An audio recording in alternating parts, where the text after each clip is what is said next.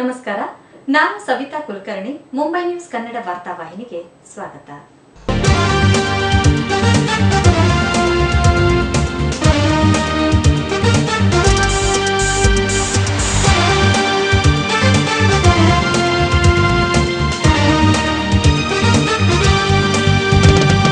Mumbai news, Mumbai news, Mumbai news.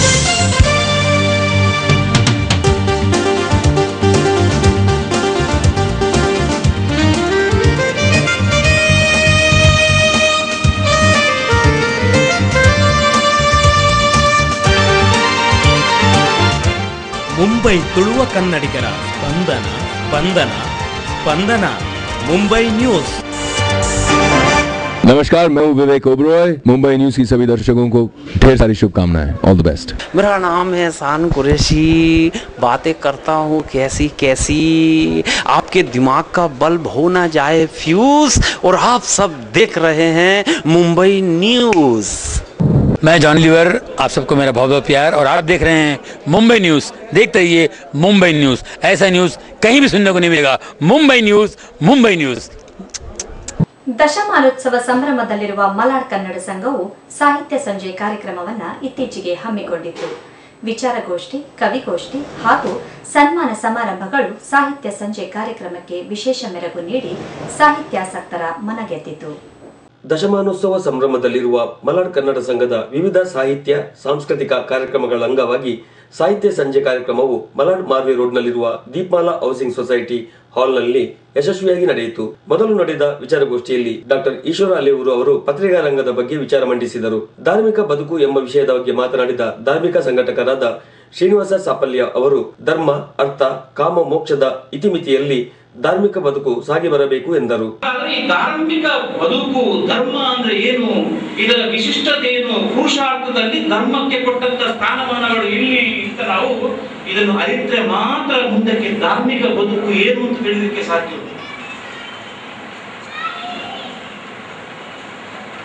ಹಾಗಾದ್ರೆ ಪುರುಷಾರ್ಥ ಅಂದ್ರೆ ಏನು, ಇದರಲ್ಲಿ ಬರುವಂತಹ ಧಾರ್ಮಿಕ ಬದುಕು ಎಲ್ಲಿ, ಅದರ ವಿಶಿಷ್ಟತೆ ಏನು, ಅದನ್ನು ನಾವು ಎಲ್ಲಿವರೆಗೆ ತಿಳಿದುಕೊಳ್ಳುವುದಿಲ್ವೋ ಅಲ್ಲಿವರೆಗೆ ನಾವು ಧಾರ್ಮಿಕ ಬದುಕು ಅಂತ ಹೇಳಿದ್ರೆ ಅದು ತಪ್ಪೇ. ಭೂತಾರಾಧನೆ ಕುರಿತು ದೆಪ್ಪುಣಿ ಗುತ್ತು ಕಿಶೋರ್ ಶೆಟ್ಟಿ ಅವರು ವಿಚಾರ ಮಂಡಿಸಿದರು. ಕಾರ್ಯಕ್ರಮಗಳು ವೇದಿಕೆ ಬಿಟ್ಟು ಬಂದಾಗ ಆಯ ಮದಿಪಂದೆ ಮೀಟು ಬರ್ಕೊಂಡು ಆಯ ಕುಂಬರ್ವೆ ಆಯ ಕೋರ್ನಿನ ಬಾರನೇ ತುನುವೆ ಆಯ ಚೀಟಿಗೆ ಕೈ ಕೊರಪೆ ನುಡಿಯುವೆ ಕಲ್ಪುವೆ ಇತ್ಯಾದಿ ಪೂರ ಮನಪೆ ಒಂದು ದೈವದ ನಿಂದನೆ ಮುಂದಿನ ಬಗ್ಗೆ ನಾನು ಹೇಳ್ತೇನೆ. ಒಂದು ಪೂರ ತುಂಬು ನಡೆದಲ್ಲ ಖಂಡಿತವಾದ ನಡೆದಿದೆ. ತುಂಬು ಆರಾಧನೆ ಮತ್ತು ಈ ದೈವಾರಾಧನೆ ಹೇಗೆ ಪ್ರಸಿದ್ಧವಾದ ಪಡಿನಾಗ ಉಳ್ಳಿ ಕುಟುಂಬ ಉಳಿಯ ಕೂಡ ದೈವರಿಗೆ ನಮ್ಮ ಸಂಘದ ಅಧ್ಯಕ್ಷರಾದ ಹರಿಶನ್ ಶೆಟ್ಟಿ ಅವರು ವಿಚಾರಗೋಷ್ಠಿಯ ಅಧ್ಯಕ್ಷತೆ ವಹಿಸಿದ್ದರು. ಗೌರವ ಅಧ್ಯಕ್ಷ ಪದ್ಮನಾಭ ಪಯ್ಯಡಿ ಉಪಸ್ಥಿತರಿದ್ದರು. ನಗರದ ಕವಿ ಲೇಖಕ ಹರೀಶ್ ಕೆ ಯಜಮಾಡಿ ಅವರು ಮೊದಲಿಗೆ ಆಶಯ ಭಾಷಣಗೈದರು. ದಕ್ಷಿಣ ಕನ್ನಡವನ್ನ ಕಾಡುವ ಸಮಸ್ಯೆ ನಮಗೆಲ್ಲರಿಗೂ ತಿಳಿದಾಗೆ ನಾಗಾರ್ಜುನ ಸಮಸ್ಯೆ. ನಾನು ಕಂಪನಿಯ ಪರವಾಗಿಯೂ ಅಲ್ಲ ಕಂಪನಿಯ ವಿರುದ್ಧವಾಗಿಯೂ ಪ್ರತಿಪಾದಿಸಲು ಬಂದಿದ್ದಿಲ್ಲ. ಒಂದು ವೇಳೆ ನಾವು ದಕ್ಷಿಣ ಕನ್ನಡಿಗರು ಮತ್ತು ಅಲ್ಲಿನ ಪತ್ರಿಕೋದ್ಯಮ ಒಂದೆಡೆ ನಿಂತು ಗಂಭೀರವಾಗಿ ಆಲೋಚಿಸಿದ್ರೆ ನಾಗಾರ್ಜುನದಂತ ಒಂದು ಕೆಟ್ಟ ಕಂಪನಿ ನಮ್ಮ ನೆಲಕ್ಕೆ ಕಾಲಿಡಲು ಬರ್ತಾ ಇರಲಿಲ್ಲ. ಅಲ್ಲಿಯ ಶ್ರೇಷ್ಠ ಪತ್ರಿಕೆಗಳಾದ ಉದಯವಾಣಿ ಮತ್ತು ತುಂಬಾ ಪತ್ರಿಕೆಗಳು ಅದು ಯಾವತ್ತೂ ಜನಾಂದೋಲನವನ್ನ ಕ್ರಿಯೇಟ್ ಮಾಡುವಲ್ಲಿ ಅದು ತಪ್ಪಿ ಬಿದ್ದಿದ್ದಾವೆ ಮತ್ತು ಎಡವಿ ಬಿದ್ದಿದ್ದಾವೆ. ನಾವು ದಿನ ನಂಬುವ ಉಡುಪಿಯ ಅಷ್ಟಮಠಾಧೀಶರುಗಳಾಗಲಿ ಅಲ್ಲಿ ಶ್ರೇಷ್ಠ ದೇವಸ್ಥಾನದ ವ್ಯಕ್ತಿಗಳಾಗಲಿ ಈ ಬಗ್ಗೆ ಎಂದೂ ಚಕಾರಕ್ಕಿಲ್ಲ. ಇದು ನಿಮ್ಮೆಲ್ಲರ ದುರಂತ ಅಂತ ಹೇಳಲಿಕ್ಕೆ ನಾನು ಇಲ್ಲಿ ಬಂದಿದ್ದೇನೆ. ವಿಚಾರಗೋಷ್ಠಿಯ ಬಳಿಕ ಕವಿಗೋಷ್ಠಿಯು ಖ್ಯಾತ ವಿಮರ್ಶಕ ಕವಿ ವಿ.ಎಸ್. ಶಾನ್ಭಾಗ್ ಅವರ ಅಧ್ಯಕ್ಷತೆಯಲ್ಲಿ ನಡೆಯಿತು. Amita Bhagwat, Gangadhar Paniyur, Devdas Salian, Arusha N Shetty, B S. ಕುರ್ಕಾಲ್, ಸೂರಪ್ಪ ಕುಂದರ್, ರಾಮಮೋಹನ್ ಬಳ್ಕುಂಜೆ ಮತ್ತು ಹೇಮರಾಜ್ ಕರ್ಕೆರ ಕವಿಗೋಷ್ಠಿಯಲ್ಲಿ ಭಾಗವಹಿಸಿ ತಮ್ಮ ತಮ್ಮ ಕವನಗಳನ್ನು ಸಾದರಪಡಿಸಿದರು. ಮೋಡ ಮುಸುಕಿತು, ಗಾಳಿ ಬೀಸಿತು, ಧರೆಗೆ ಕವಿಯಿತು ಕರ್ತವು, ಬೀಸು ಗಾಳಿಯ ಜೋರು ರಭಸಕ್ಕೆ ಮುರಿದು ಬಿದ್ದವು ಮರಗಳು. ಹಂಚು ಹಾರಿತು, ಧೂಳು ಹರಡಿತು, ಗಾಳಿಯಬ್ಬರ ಹೆಚ್ಚವು, ತೀವ್ರ ಈ ಗಾಳಿ ರಭಸಕ್ಕೆ ಬಿದ್ದವು ಮನೆ ಮಠಗಳು. ಏನು ಅಬ್ಬರ, ಏನು ಕಂಪನ, ಏನು ಗಾಳಿಯ ಶಕ್ತಿಯು, ಏನು ಅಬ್ಬರ, ಏನು ಕಂಪನ, ಏನು ಗಾಳಿಯ ಶಕ್ತಿಯು, ಇದ್ದುದೆಲ್ಲವ ಇತ್ತುವಂತಿದೆ, ಏನು ಈ ತರದ ಧ್ಯೇಯವು. ಅವರು ಹೊರಟರು ಅಂದ್ರೆ ಮಿನಿಸ್ಟರ್ ಹೊರಟರು ಜನಸಂಪರ್ಕಕ್ಕೆ. ಆದರೆ ಗುರಿ ತಲುಪುವ ಮೊದಲೇ ಡಕೈತರಿಂದ ಹಿಡಿಯಲ್ಪಟ್ಟರು, ಹಗ್ಗದಿಂದ ಬಂಧಿಸಲ್ಪಟ್ಟರು. ಹಾಜರುಪಡಿಸಲಾಯಿತು. ಕಾರಿನಿಂದ ಇಳಿದು ಕಳ್ಳರ ಸರದಾರರ ಮುಂದೆ ಹಾಜರುಪಡಿಸಲಾಯಿತು. ಕಾರಿನಿಂದ ಇಳಿಸಿ ಕಳ್ಳರ ಸರದಾರರ ಮುಂದೆ ಗಡಗಡ ಅಂತ ನಡುಗುತ್ತಿದ್ರು, ಬಡಬಡ ಅಂತ ಒದರುತ್ತಿದ್ರು. ಸರದಾರ ಹೇಳಿದ ಆಗ, ಹೆದರಬೇಡ ಗೆಳೆಯ, ಈಗ ನಾನು ನೀನು ಒಂದೇ, ಮಾಡಿದ್ದು ನಮ್ಮೆಲ್ಲವರನ್ನು ಜನರೇ. ನನಗೆ ನೋಟು ಕೊಟ್ಟು ನಿನಗೆ ಓಟು ಕೊಟ್ಟು, ನನಗೆ ನೋಟು ಕೊಟ್ಟು ನಿನಗೆ ಓಟು ಕೊಟ್ಟು. ಈ ಕವಿಗೋಷ್ಠಿಗೆಲ್ಲ ಜನ ಕಡಿಮೆ. ಯಾಕೆ ಈ ಕವಿಗೋಷ್ಠಿಗೆಲ್ಲ ಜನ ಕಡಿಮೆ? ಜನಕ್ಕೆ ಹಿಡಿದಿದೆ ಸಿನಿಮಾ ಹಾಡಿನ ಭ್ರಮೆ, ಜನಕ್ಕೆ ಹಿಡಿದಿದೆ ಸಿನಿಮಾ ಹಾಡಿನ ಭ್ರಮೆ. ಇನ್ನೆಲ್ಲಿ ಕವಿ ಕವನಗಳಿಗೆ ಬೆಲೆ, ಇನ್ನೆಲ್ಲಿ ಕವಿ ಕವನಗಳಿಗೆ ಬೆಲೆ, ಜನರ ಬಾಯಲ್ಲಿ ಹುಳುಗುತ್ತಿದೆ ಕೋಲಾವರಿ ಎಂಬ ಕಪ್ಪು ಕಲೆ. ಅಧ್ಯಕ್ಷ ಸ್ಥಾನದಿಂದ ವಿ ಶಾನ್ಭಾಗ್ ಮಾತನಾಡುತ್ತಾ ಕವಿ ಮತ್ತು ಕಾವ್ಯದ ಬಗ್ಗೆ ವಿಶ್ಲೇಷಣೆ ನೀಡಿದರು. ನಂತರ ನಡೆದ ಸಾಹಿತ್ಯ ಸಂಜೆ ಕಾರ್ಯಕ್ರಮದ ಸಮಾರೋಪದಲ್ಲಿ ಸೋಮಯ್ಯ ಕಾಲೇಜಿನ ಕನ್ನಡ ವಿಭಾಗದ ಮಾಜಿ ಮುಖ್ಯಸ್ಥರಾದ ಡಾಕ್ಟರ್ ಸಂಜಯ್ ಶೆಟ್ಟಿ ಹಾಗೂ ಕವಿ ಶ್ರೀನಿವಾಸ್ ಜೋಕಟ್ಟೆ ಅವರನ್ನು ಸನ್ಮಾನಿಸಲಾಯಿತು. ಸನ್ಮಾನ ಸ್ವೀಕರಿಸಿ ಡಾಕ್ಟರ್ ಸಂಜಯ್ ಶೆಟ್ಟಿ ಅವರು ಮಾತನಾಡಿದರು.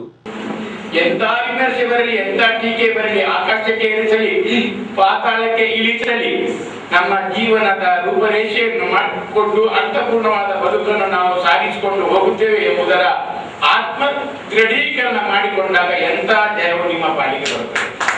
ನಿಮ್ಮೆಲ್ಲರ ಸ್ನೇಹ ಪ್ರೀತಿಯೇ ನನ್ನನ್ನು ಇಷ್ಟು ಎತ್ತರಕ್ಕೇರಿಸಿದೆ. ಇಲ್ಲಿಯವರೆಗೂ ತಲೆಗೆ ಏರಲಿಲ್ಲ, ಇನ್ನು ಏರುವ ಪ್ರಶ್ನೆಯೇ ಇಲ್ಲ. ಸನ್ಮಾನಗಳು ನಿಮ್ಮೆಲ್ಲರ ಪ್ರೀತಿಯ ಶಕ್ತಿಯಾಗಿ ನನಗೆ ವರದಾನವಾಗಿ ಲಭಿಸಿದೆ. ಅದನ್ನು ಎಂದೂ ನಾನು ಮರೆಯುವುದಿಲ್ಲ. ಮತ್ತೆ ಈ ಪ್ರೀತಿಯೇ ನನ್ನನ್ನು ಇನ್ನೂ ಕೂಡ ಸ್ವಲ್ಪ ಕಾಲ ಬದುಕುವ ಹಾಗೆ ಮಾಡುತ್ತದೆ. ವಿಶ್ವಾಸವೂ ನನಗಿದೆ. ವೇದಿಕೆಯಲ್ಲಿ ಮುಖ್ಯ ಅತಿಥಿಯಾಗಿ ಮೇಗಿನ ಮಾಲಾಡಿ ಸುಬ್ಬಯ್ಯ ಟಿ ಪೂಂಜಾ, ಸಂಘದ ಅಧ್ಯಕ್ಷ ಹರಿಶನ್ ಶೆಟ್ಟಿ ಹಾಗೂ ಸಂಘದ ಇತರ ಪದಾಧಿಕಾರಿಗಳು ಉಪಸ್ಥಿತರಿದ್ದರು.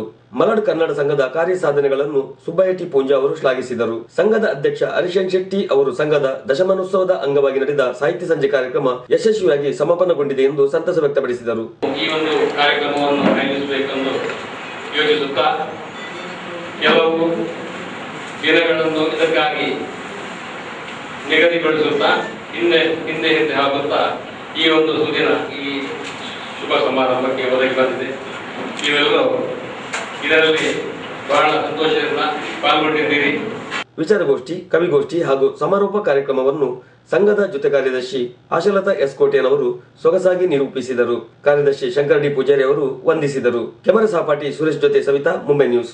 ದೇಶದ ಸಹಕಾರಿ ಕ್ಷೇತ್ರದಲ್ಲಿ ಮುಂಚೂಣಿಯಲ್ಲಿರುವ ಭಾರತ್ ಕೋಆಪರೇಟಿವ್ ಬ್ಯಾಂಕ್ನ 42ನೇ ಶಾಖೆಯು ಮುಂಬಯಿಯ ಉಪನಗರ ಕಾಂದಿವಲಿ ಪೂರ್ವದಲ್ಲಿ ಶುಭಾರಂಭಗೊಂಡಿತು. ನೂತನ ಶಾಖೆಯ ಉದ್ಘಾಟನಾ ಸಮಾರಂಭದ ಒಂದು ನೋಟ. ದೇಶದ ಸಹಕಾರಿ ರಂಗದ ಅಗ್ರ ಬ್ಯಾಂಕ್ಗಳಲ್ಲಿ ಒಂದಾದ ಭಾರತ್ ಕೋಆಪರೇಟಿವ್ ಬ್ಯಾಂಕ್ನ 42ನೇ ಶಾಖೆಯು ಕಾಂದಿವಲಿ ಪೂರ್ವದಲ್ಲಿ ಶುಭಾರಂಭಗೊಂಡಿತು. ಬ್ಯಾಂಕಿನ ನಿರ್ದೇಶಕರು, ಬಿಲ್ಲವರ ಅಸೋಸಿಯೇಷನ್ ಮುಂಬಯಿಯ ಅಧ್ಯಕ್ಷರೂ ಆದ ಜೈಸಿ ಸುವರ್ಣ ಅವರು ರಿಬ್ಬನ್ ಕತ್ತರಿಸಿ ನೂತನ ಶಾಖೆಯನ್ನ ಉದ್ಘಾಟಿಸಿದರು. ಹೋಟೆಲ್ ಉದ್ಯಮಿ, ಬ್ಯಾಂಕ್ನ ಹಿತೈಷಿ ರಘುರಾಮ್ ಶೆಟ್ಟಿ ಅವರು ದೀಪ ಬೆಳಗಿಸಿ ಬ್ಯಾಂಕಿನ ವ್ಯವಹಾರಕ್ಕೆ ಚಾಲನೆ ನೀಡಿ ಶುಭ ಹಾರೈಸಿದರು.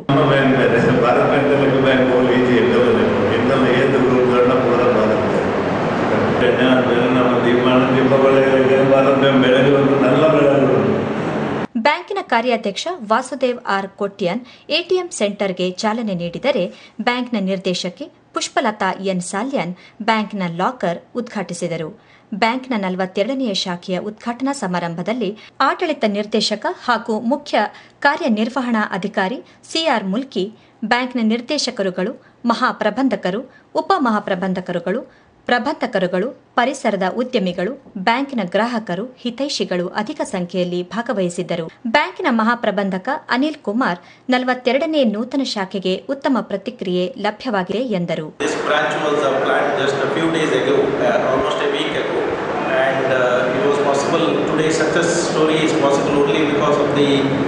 coordination and concerted efforts put in by all employees.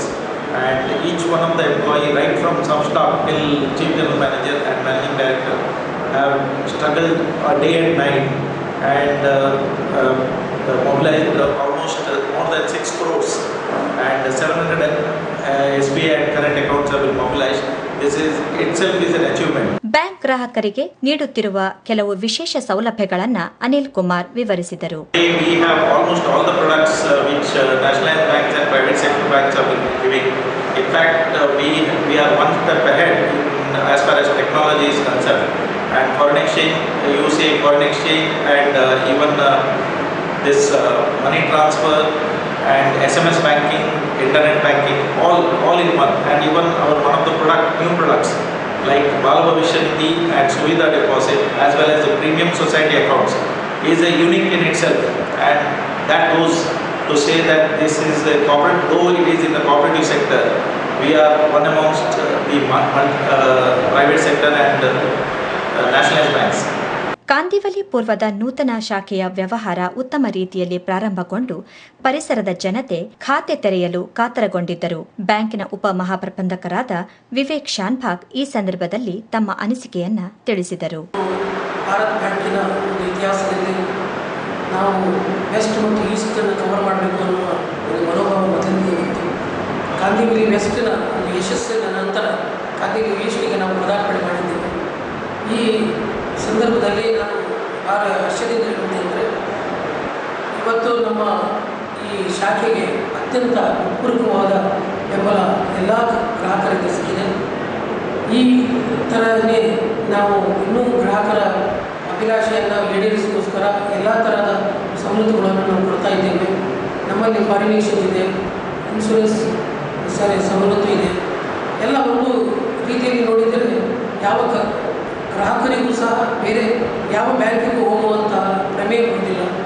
ನಗರದ ಜಾತಿಯ ಸಂಘಟನೆ ಬಿಲ್ಲವರ ಅಸೋಸಿಯೇಷನ್ ಪ್ರಾಯೋಜಕತ್ವದ ಭಾರತ್ ಬ್ಯಾಂಕ್ 33 ವರ್ಷಗಳ ಅಲ್ಪ ಅವಧಿಯಲ್ಲಿ 42 ಶಾಖೆಗಳನ್ನು ಹೊಂದಿದ್ದು ಶೀಘ್ರದಲ್ಲಿ 50 ಶಾಖೆಗಳನ್ನು ತೆರೆಯಲಿದೆ. ಸದ್ಯ ಬ್ಯಾಂಕಿನ ಒಟ್ಟು ವ್ಯವಹಾರ 6,500 ಕೋಟಿ ಮಿಕ್ಕಿದ್ದು ರಿಸರ್ವ್ ಬ್ಯಾಂಕ್ನಿಂದ ಅಧಿಕವಾಗಿ ಸದೃಢ ಹಾಗೂ ಪಾರದರ್ಶಕತೆಯ ಆರ್ಥಿಕ ಸಂಸ್ಥೆ ಎಂಬ ಹೆಗ್ಗಳಿಕೆಗೆ ಪಾತ್ರವಾಗಿದೆ. ಜೈಸಿ ಸುವರ್ಣ ಅವರ ಮಾರ್ಗದರ್ಶನ, ನಿರ್ದೇಶಕ ಮಂಡಳಿಯ ಬೆಂಬಲ, ಬ್ಯಾಂಕಿನ ಅಧಿಕಾರಿಗಳ ಪ್ರಾಮಾಣಿಕ ದಕ್ಷ ಕಾರ್ಯನೀತಿ ಹಾಗೂ ಸಿಬ್ಬಂದಿಗಳ ನಗುಮೊಗದ ಸೇವೆಯಿಂದ ಭಾರತ್ ಬ್ಯಾಂಕ್ ದೇಶದ ಸಹಕಾರಿ ರಂಗದ ಶ್ರೇಷ್ಠ ಬ್ಯಾಂಕ್ ಆಗಿ ಗ್ರಾಹಕರ ಪ್ರಶಂಸೆಗೆ ಪಾತ್ರವಾಗಿದೆ. ಕ್ಯಾಮ್ರಾ ಸಹಪಾಠಿ ಸುರೇಶ್ ಜೊತೆ ಪ್ರಸಾದ್, ಮುಂಬೈ ನ್ಯೂಸ್ಗಾಗಿ. ಕೊಂಕಣಿ ವೆಲ್ಫೇರ್ ಅಸೋಸಿಯೇಷನ್ ಸಾಯನ್ ರಕ್ತದಾನ ಶಿಬಿರವನ್ನು ಸಾಯನ್ ಅವರ್ ಲೇಡಿ ಗುಡ್ ಕೌನ್ಸಿಲ್ ಚರ್ಚ್ನಲ್ಲಿ ಇತ್ತೀಚೆಗೆ ಆಯೋಜಿಸಿದ್ದರು. ತುಳು ಕನ್ನಡಿಗರು ಅಲ್ಲದೆ ಸ್ಥಳೀಯರು ಸ್ವಇಚ್ಛೆಯಿಂದ ರಕ್ತದಾನ ಶಿಬಿರದಲ್ಲಿ ಭಾಗವಹಿಸಿದರು. ಅಸೋಸಿಯೇಷನ್ ಸ್ಥಾಪಕರು ಟ್ರಸ್ಟಿಗಳಾದ ಹೆರಿ ಸಿಕ್ವೇರಾ ಅವರು ಸಂಸ್ಥೆಯ ಇತರ ಚಟುವಟಿಕೆಗಳನ್ನು ವಿವರಿಸಿದರು. ವೆಲ್ಫೇರ್ ಅಸೋಸಿಯೇಷನ್ ಸಾಯನ್ ಒಂದು ಸಾಮಾಜಿಕ ಸಂಸ್ಥೆಯಾಗಿದ್ದು ಅನೇಕ ಜನಪರ ಕಾರ್ಯಗಳನ್ನು ಮಾಡುತ್ತಾ ಬಂದಿದೆ. ಇಂದು ಸಾಯನ್ ಅವರ್ ಲೇಡಿ ಗುಡ್ ಕೌನ್ಸಿಲ್ ಚರ್ಚಿನ ವಠಾರದಲ್ಲಿ ರಕ್ತದಾನ ಶಿಬಿರವನ್ನು ಆಯೋಜಿಸಿದ್ದು ತುಳು ಕನ್ನಡಿಗರು ಸ್ಥಳೀಯರು ಅಧಿಕ ಸಂಖ್ಯೆಯಲ್ಲಿ ಭಾಗವಹಿಸಿ ರಕ್ತದಾನ ಮಾಡಲಿಕ್ಕೆ ಸಹಕರಿಸಿದ್ದಾರೆ.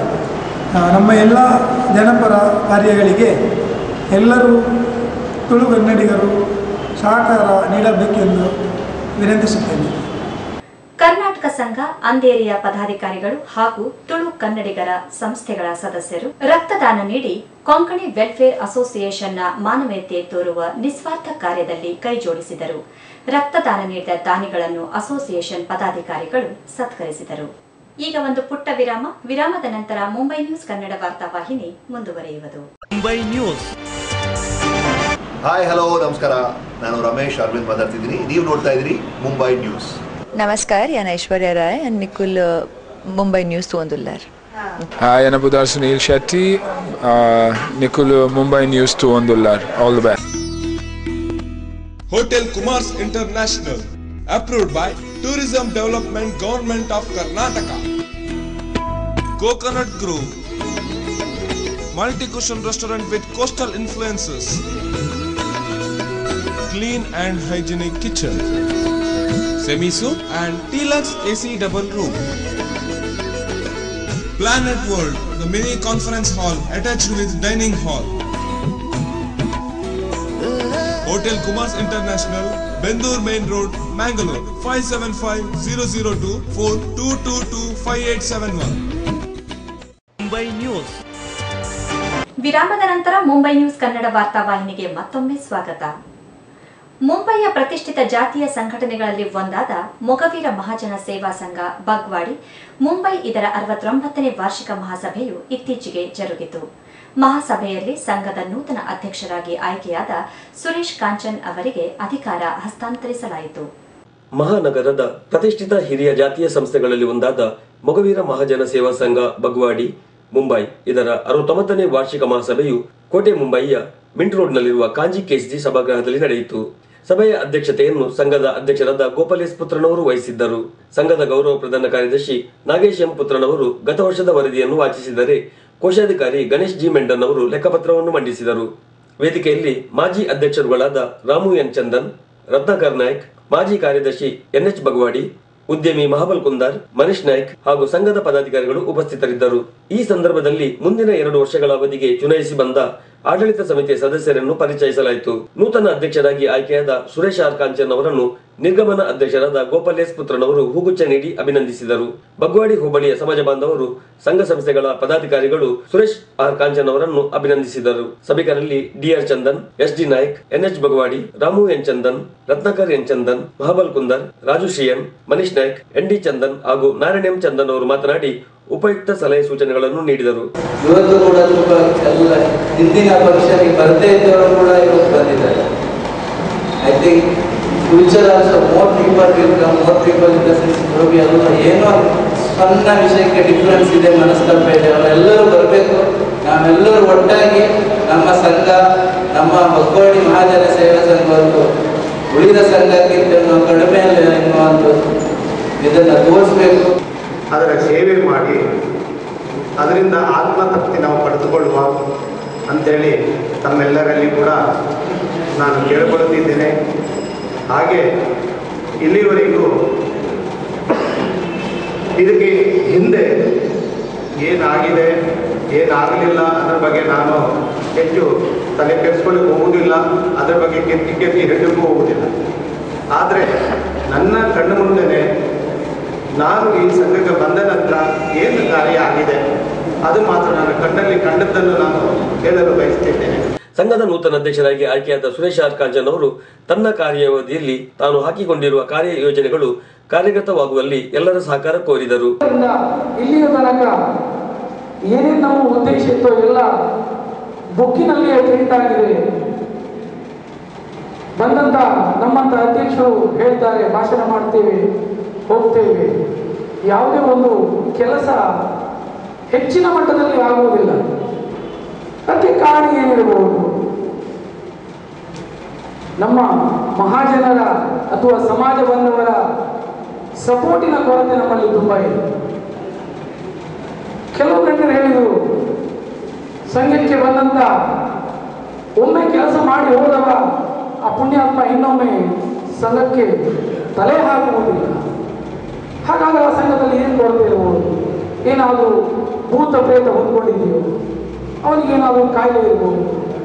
ಹಾಗಾದರೆ ಆ ಮನುಷ್ಯ ಬಂದದ್ದು ಯಾಕೆ ಸಂಘಕ್ಕೆ? ಖಾಲಿ ಖುಷಿ ಬಿಸಿಗಾಗಿಯ ಅಥವಾ ತನ್ನ ಹೆಸರು ಪುಸ್ತಕದಲ್ಲಿ ಪ್ರಿಂಟ್ ಆಗಬೇಕಂತ?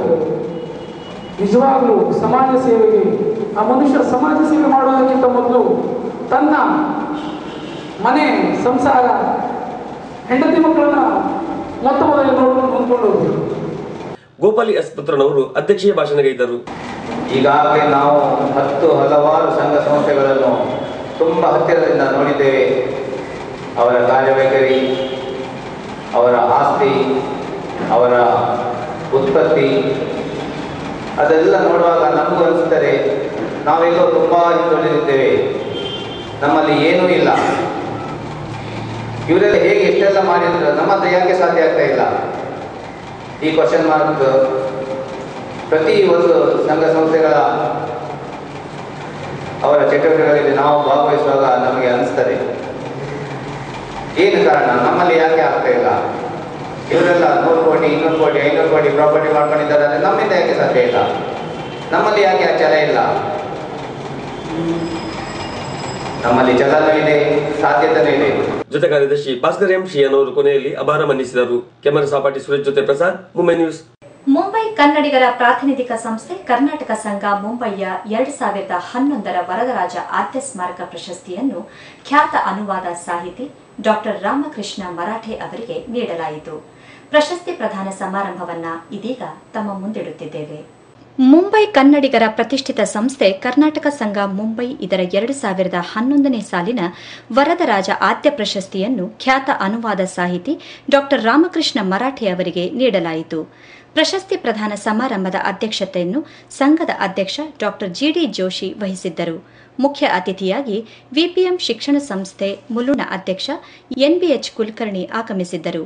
ಸಂಘದ ಗೌರವ ಕೋಶಾಧಿಕಾರಿ ಓಂದಾಸ್ ಕಣ್ಣಂಗಾರ್ ಪ್ರಾಸ್ತಾವಿಕ ನುಡಿಗಳನ್ನು ನುಡಿದರು. 20 ವರ್ಷಗಳ ಕಾಲ ಸಂಘದ ಅಧ್ಯಕ್ಷರಾಗಿದ್ದುಕೊಂಡು ಈ ಸಂಘಕ್ಕೆ ಒಂದು ಹೊಸ ರೂಪವನ್ನು ಕೊಟ್ಟಂತಹ ದಿವಂಗತ ವರದರಾಜ ಆದ್ಯರನ್ನು ನೆನಪಿಸುವುದು ನಮ್ಮೆಲ್ಲ ಆದ್ಯ ಕರ್ತವ್ಯ. ಅವರ ಈ ನೆನಪಿನಲ್ಲಿ ಹಿರಿಯರು ಮಾಡಿಕೊಂಡು ಬಂದಂತಹ ಈ ವರದರಾಜ ಆದ್ಯ ಪ್ರಶಸ್ತಿಯನ್ನು ನಾವು ಅದನ್ನು ನಿರಂತರವಾಗಿ ಫೆಬ್ರವರಿ 25 ಅವರು ಈ ಏಲೋಕವನ್ನು ತ್ಯಜಿಸಿದ ದಿನ, ಆ ದಿನವನ್ನು ನೆನಪಿಸುತ್ತಾ ಅವರನ್ನು ನಾವು ಸದಾ ನೆನಪಲ್ಲಿ ಇಟ್ಕೊಳ್ಬೇಕೆಂಬ ಒಂದು ಭಾವನೆಯಿಂದ ಅವರ ಹೆಸರಿನಲ್ಲಿ ಈ ವರದರಾಜ ಆದ್ಯ ಪ್ರಶಸ್ತಿಯನ್ನು ನೀಡುತ್ತಾ ಬಂದಿದ್ದೇವೆ. ಈ ದೇಶದ ಬಹಳ ಪ್ರಸಿದ್ಧವಂತರು ಈ ಪ್ರಶಸ್ತಿಗೆ ಭಾಜನರಾಗಿದ್ದಾರೆ. ಅದರಲ್ಲಿ ಗಂಗೂಬಾಯಿ ಅನಿಗಲ್ ಮತ್ತು ಭೀಮಸೇನ್ ಜೋಶಿ, ಡಾಕ್ಟರ್ ಸರೋಜ್ ಕಾಟ್ಕರ್ ಮುಂತಾದ ಗಣ್ಯರು ಈ ಪ್ರಶಸ್ತಿಯನ್ನು ಸ್ವೀಕರಿಸಿ ಈ ಪ್ರಶಸ್ತಿಯ ಮೌಲ್ಯವನ್ನು ಹೆಚ್ಚಿಸಿದ್ದಾರೆ. ಈ ಇಂದಿನ ಈ ಸಮಾರಂಭದಲ್ಲಿ ನಮ್ಮೊಂದಿಗೆ 200 ಅಮೂಲ್ಯ ಲೇಖಕರು, ಪ್ರಸಿದ್ಧ ಸಾಹಿತಿಗಳಾಗಿರುವ ಡಾಕ್ಟರ್ ರಾಮಕೃಷ್ಣ ಮರಾಠೆ ಬೆಳಗಾವಿಯವರು ನಮ್ಮೊಂದಿಗಿದ್ದಾರೆ.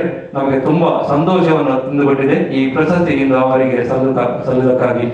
ಬಳಿಕ ವೇದಿಕೆಯ ಗಣ್ಯರು ಡಾಕ್ಟರ್ ರಾಮಕೃಷ್ಣ ಮರಾಠೆ ಅವರಿಗೆ ವರದರಾಜ ಆದ್ಯ ಸ್ಮಾರಕ ಪ್ರಶಸ್ತಿಯನ್ನು ಶಾಲು, ಫಲಪುಷ್ಪ, ಸ್ಮರಣಿಕೆ, ಸನ್ಮಾನ ಪತ್ರ, ನಗದು ಹಣದೊಂದಿಗೆ ನೀಡಿದರು.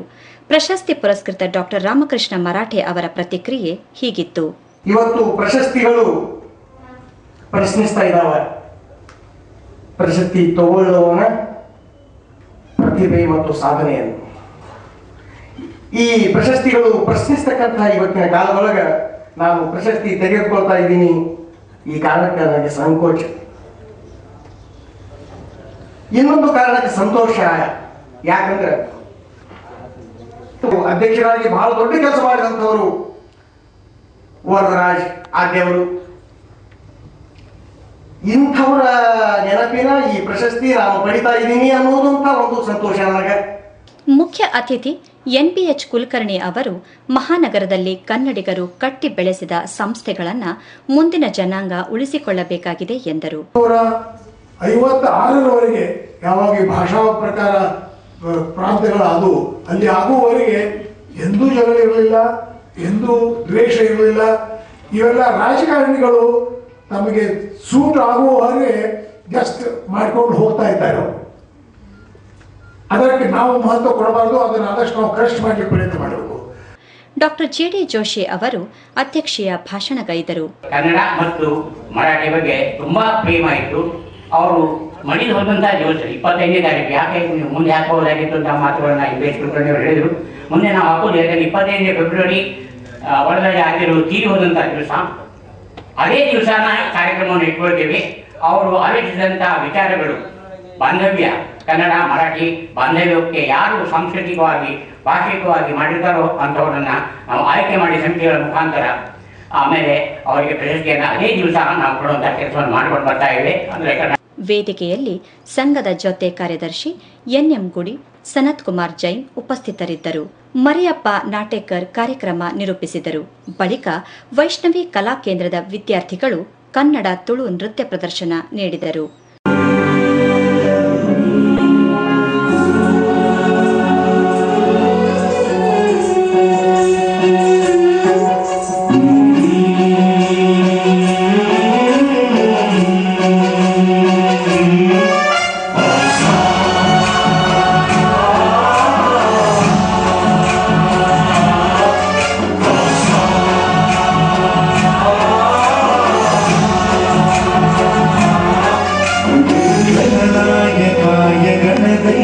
गणनायकाय गणाध्यक्षाय धीमहि गुणशरीराय गुणमण्डिताय गुणेशानाय धीमहि गुणातीताय गुणाधीशाय गुणप्रविष्टाय धीमहि एकदन्ताय वक्रतुण्डाय गौरीतनयाय धीमहि गजेशानाय भालचन्द्राय श्रीगणेशाय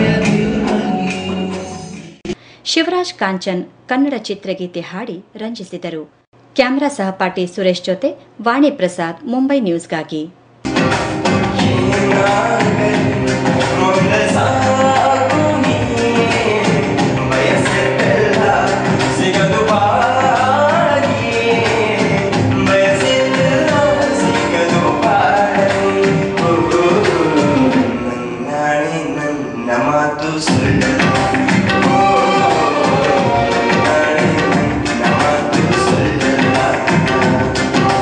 ಮಹಾನಗರದ ಕಲಾ ಸಂಸ್ಥೆ ವೀರಕೇಸರಿ ಕಲಾವೃಂದದ 33ನೇ ವಾರ್ಷಿಕೋತ್ಸವವನ್ನು ಇತ್ತೀಚೆಗೆ ವಿವಿಧ ಕಾರ್ಯಕ್ರಮಗಳೊಂದಿಗೆ ಸಂಭ್ರಮದಿಂದ ಆಚರಿಸಲಾಯಿತು.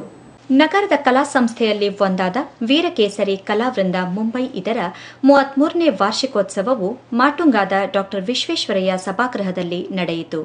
ಸಂಘದ ಅಧ್ಯಕ್ಷ ರಮೇಶ್ ಶೆಟ್ಟಿ ಪಯ್ಯಾರು ಸಮಾರಂಭದ ಅಧ್ಯಕ್ಷತೆ ವಹಿಸಿದ್ದರೆ, ಬೈರುಗುತ್ತಿನ ಗುತ್ತಿನಾರ್ ರಮೇಶ್ ಎಸ್ ಶೆಟ್ಟಿ ದಂಪತಿ ಹಾಗೂ ಮುಂಬಯಿಯ ಉದ್ಯಮಿ ಮಂಜುನಾಥ್ ಬನ್ನೂರು ಮುಖ್ಯ ಅತಿಥಿಯಾಗಿ ಆಗಮಿಸಿದ್ದರು. ಸಂಘದ ಜೊತೆ ಕೋಶಾಧಿಕಾರಿ ಉಷಾ ಕೆ ಸುವರ್ಣ ಪ್ರಸ್ತಾವನೆಗೈದರು. ಜೋಗೇಶ್ವರ್ಯ ಕಾಲಭೈರವ ದೇವರ ಆಶ್ರಯದಿಂದ ಸತತವಾಗಿ 33 ವರ್ಷಗಳಿಂದ ಶೈಕ್ಷಣಿಕ, ಸಾಂಸ್ಕೃತಿಕ, ಸಾಮಾಜಿಕ ಕ್ಷೇತ್ರದಲ್ಲಿ ಅನಿಲ ಸೇವೆಯನ್ನು ಮಾಡುತ್ತಾ ಬಂದಿದೆ. ವೀರಕೇಸರಿ ಕಲಾವೃಂದವು 1990ರಲ್ಲಿ ದಶಮಾನೋತ್ಸವ ಅತ್ಯಂತ ವೈಭವದಿಂದ ಆಚರಿಸುವುದನ್ನು ಮುಂಬೈ ಕನ್ನಡಿಗರು ಎಂದಿಗೂ ಮರೆಯಲಾರರು. ಕ್ರೀಡಾ ಕ್ಷೇತ್ರದಲ್ಲಿ ಮಹತ್ತರ ಸಾಧನೆಗೈದ ಕುಮಾರಿ ಮೇಧಾ ಸುರೇಂದ್ರ ಕುಮಾರ್ ಹೆಗಡೆ, ಖ್ಯಾತ ಸೆಕ್ಸೋಫೋನ್ ವಾದಕಿ ಪೂಜಾ ದೇವಡಿಗ, ಬಾಲ ಕಲಾವಿದ ಸೃಜನ್ ಜಿ ಆಚಾರ್ಯ ಇವರಿಗೆ ವೇದಿಕೆಯ ಗಣ್ಯರು ಪ್ರತಿಭಾ ಪುರಸ್ಕಾರ ನೀಡಿ ಗೌರವಿಸಿದರು. ಮುಖ್ಯ ಅತಿಥಿ ರಮೇಶ್ ಎಸ್ ಶೆಟ್ಟಿ ಸಂಘದ ಚಟುವಟಿಕೆಗಳನ್ನು ಶ್ಲಾಘಿಸಿದರು. ಈ ಸನ್ಮಾನ ನಿಜವಾದ ದಂಡ ಯಾರು ಬೈರು ಗುತ್ತುಡು ಕಾಪುಡು ಕುಟುದು ಬರತ್ತಲ್ಲ ಒಮ್ಮೆಡೆ ಬರ್ತದೆ ವೃತ್ತಿ ಮಲ್ತದೆ ವರ್ಷಗೂ ಸಾಧಾರಣ ಒಂಜಿ 17-20 ಸಾರಿ ಹೋದು ದೈವದ ಕೆಲಸ ಮಲ್ತಂದಿಲ್ಲ. ಅಂಚೆನೆ ಬೊಂಬೈಡ್ಲ ಎಂಕ ಎನ್ನ ಗುರ್ತಾಜಿಲ್ಲ ಹಲವಾರು ಜನಕ್ಕಳು ಬರ್ತದೆ ಈರು ಎಂಕಲ್ನ ಕಾರ್ಯಕ್ರಮಕ್ಕೂ ಬರಡು ಬಂದು ಕೇನೋನ್ ಮೇಲೆ ಏರು ಕೇಂದ್ರ ಏನು ಅರ್ಥದಿಂದ ಬಂದ್ಬಿಡಿ. ರಮೇಶ್ ಶೆಟ್ಟಿ ಪಯ್ಯಾರು ಅಧ್ಯಕ್ಷೀಯ ಭಾಷಣಗೈದರು.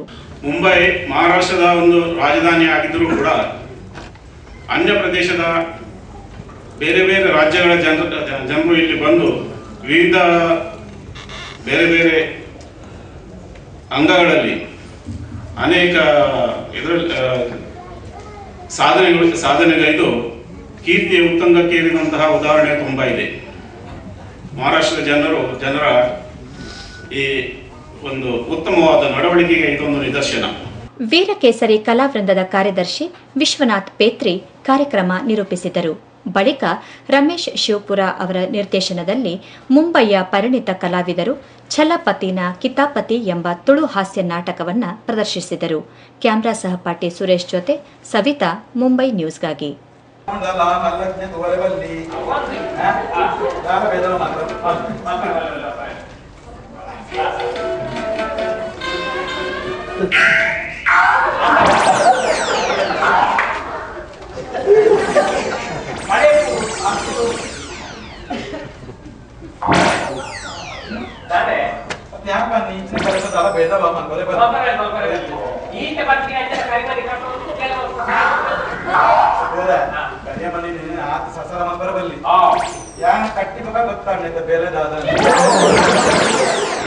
ಇಲ್ಲಿಗೆ ಇಂದಿನ ವಾರ್ತಾ ಪ್ರಸಾರ ಮುಕ್ತಾಯವಾಯಿತು. ಮುಂದಿನ ವಾರ್ತೆಗಳೊಂದಿಗೆ ಮತ್ತೆ ಭೇಟಿಯಾಗೋಣ. ವಂದನೆಗಳು.